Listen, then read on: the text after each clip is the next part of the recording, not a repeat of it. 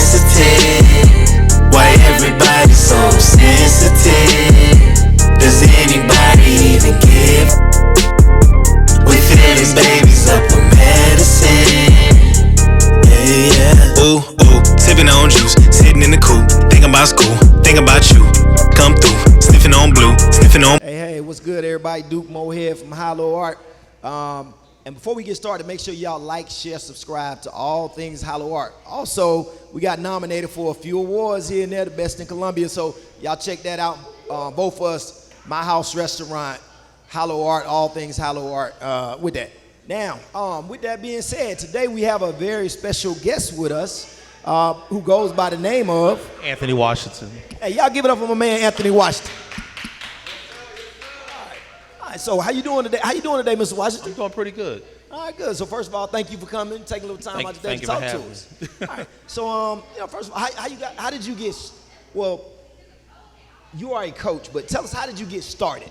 Well, it all started with Nike football, and I was one of the Nike football trainers back in 2005.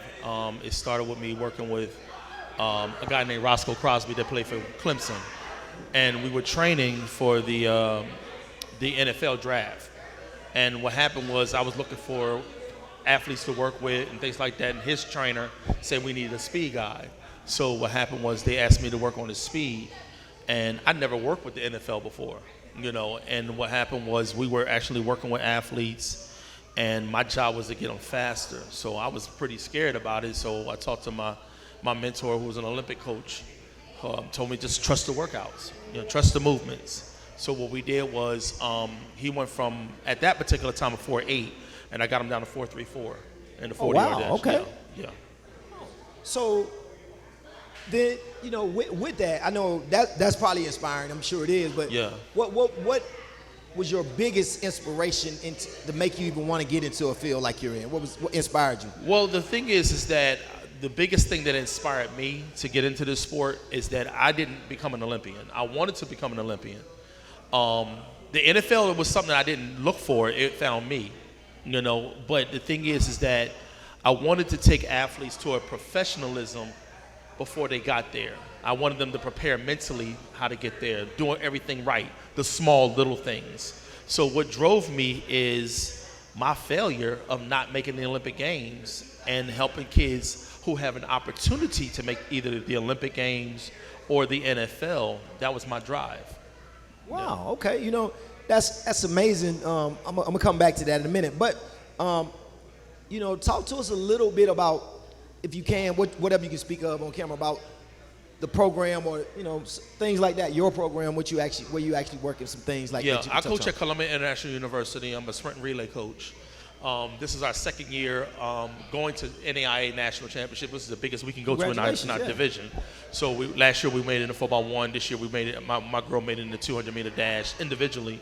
So that was one of the things that happened. But I also have been working with kids with my nonprofit. It's called the Coach Dub Foundation.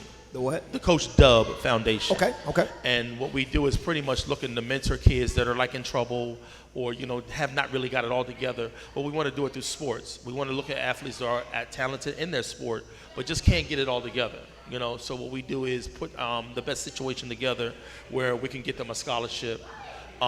We can get them an opportunity for other universities to look at them, and just kind of like guide them into the right direction and putting them in the right situation.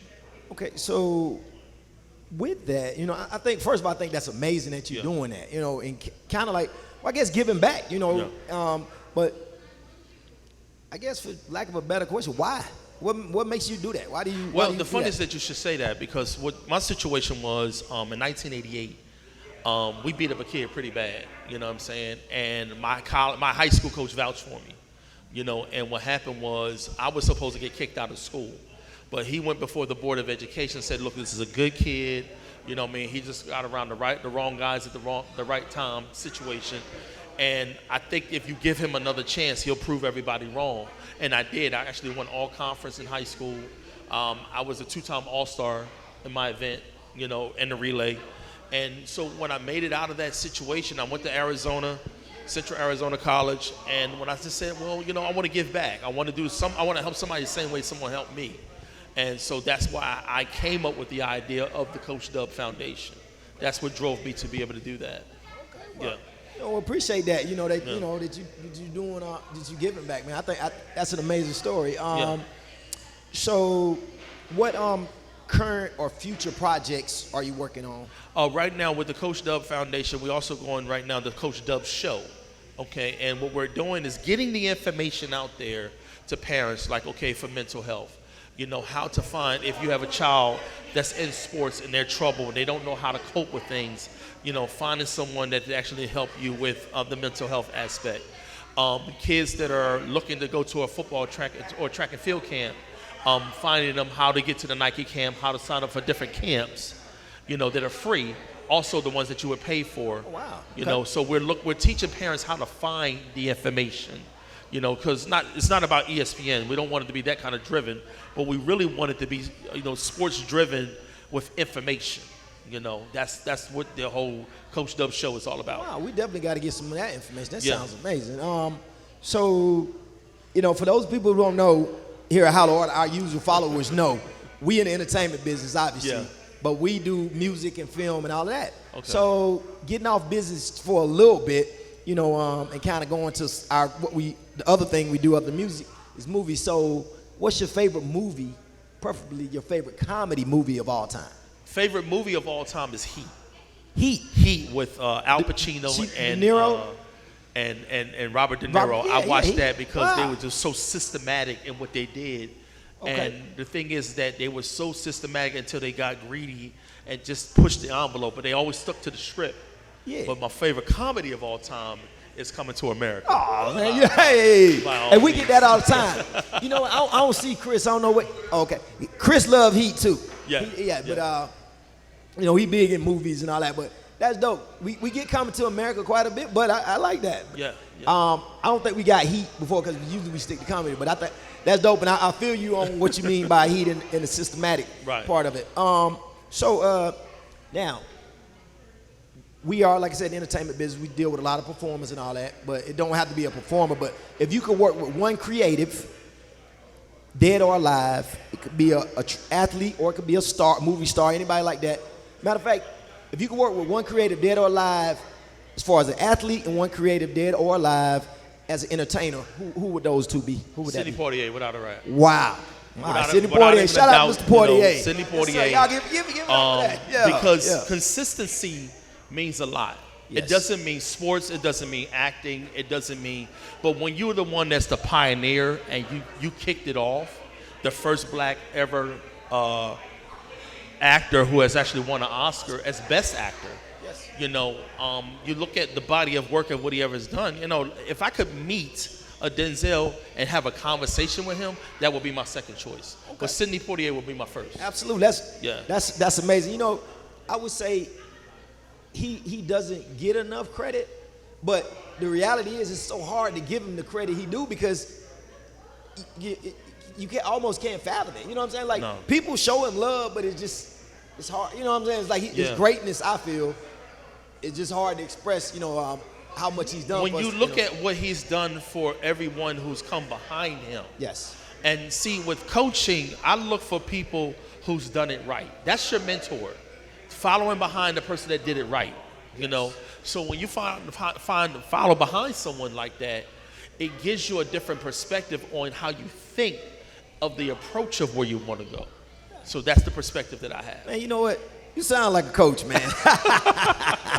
Hey, so we got a couple more questions for you, though. If you had any advice for anyone who's trying to do something like what you are doing now or something similar to that, what would that advice be? Ask questions. You know, but see, the thing is with me as a child, when, you know, I had wrote a book, and I'm still finishing it, but one of the things that I remember at 8 years old, I knocked on the Eagles' door, Philadelphia Eagles, special teams, and I said, I want to be a ball boy.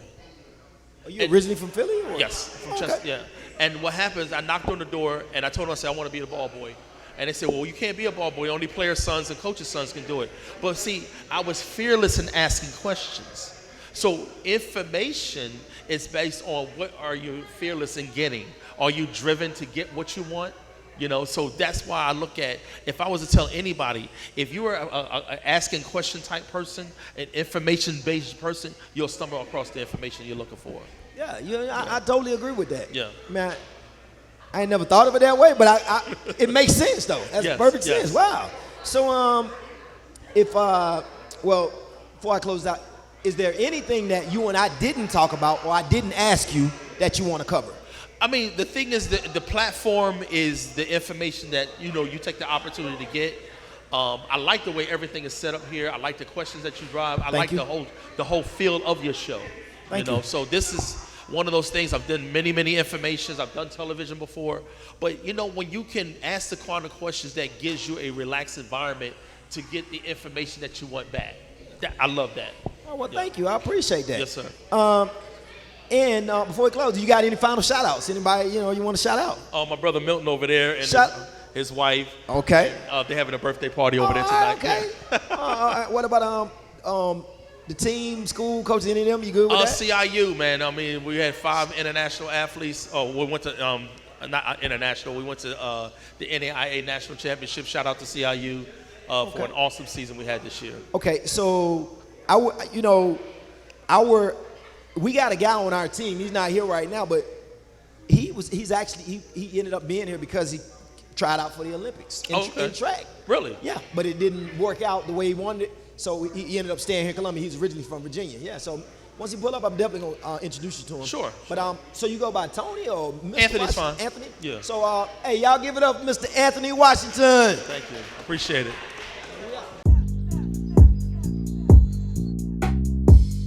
Yeah, you can wait for me. I could get it together. Try to get it together. You can wait for me. I could get it together. Go find you one better. A serious